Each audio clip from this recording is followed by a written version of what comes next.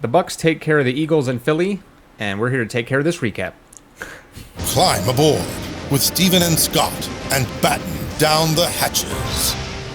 So the Bucs win 28-22 over the Eagles. Tom Brady threw 2 touchdowns in the first half and only had 4 or 5 incompletions. It was great to see O.J. Howard get the first touchdown of the game. As my dad would say, he earned his paycheck this week because he really hasn't been doing that this season. I think they seem to be focusing on him a little bit more with some of the plays. They even ran a tight end screen with him at one point.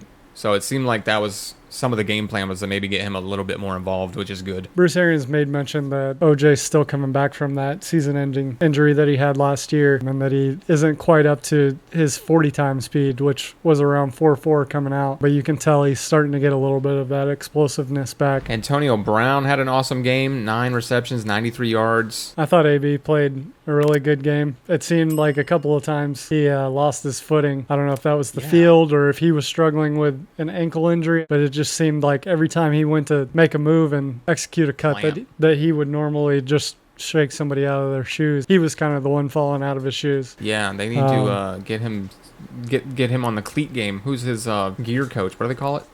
Equipment manager. They got to check his cleats. Probably the only other person that stands out to me, Leonard Fournette, obviously had a great game. When they were feeding him, it worked out really well for us as well. We talked about this last week that, we should lean a little bit more on the running game because these guys are starting to turn it on. The O-line seems like they love blocking for these guys. So Leonard Fournette with almost over 4 yards a carry. Ronald Jones right at 4 yards a carry. I think it was fourth quarter. We had 2 drives kind of back-to-back where I think we went 3 and out, and we passed the ball every time, which you and I were like, we need to run the clock out. We're already leading this game. Like, why are we passing 3 times in a row and punting? What was it, the drive after that? I believe it was 3rd and 2, and we decided to pass it again. Mm-hmm. Just 2 drives in a row that kind of stalled. That coverage the Eagles were playing, they were just basically begging us to run on them. Personally, I thought that Jalen Hurts was going to have a lot more rushing against us. 10 carries, 44 yards. I mean, he did get 2 touchdowns, but personally, I thought we were going to see a game plan that was very Jalen Hurts heavy, focusing on running or like the RPOs or draw plays, things like that. And they really didn't start doing that until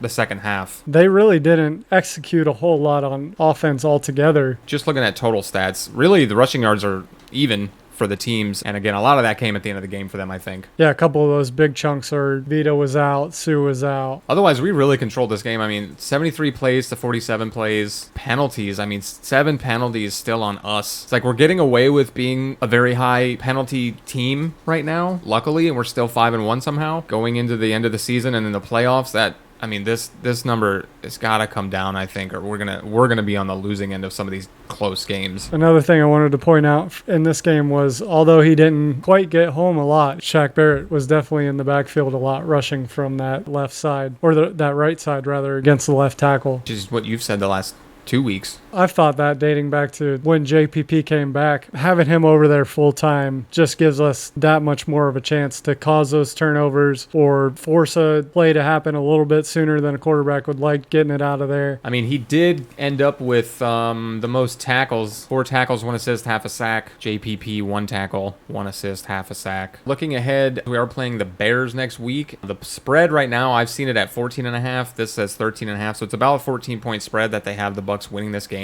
The Bears defense, not very good at stopping the pass. We're very pass heavy. 52.4% of their yards come from the ground, whereas we pretty much stop most ground games. So they're predicting a blowout for the Bucs.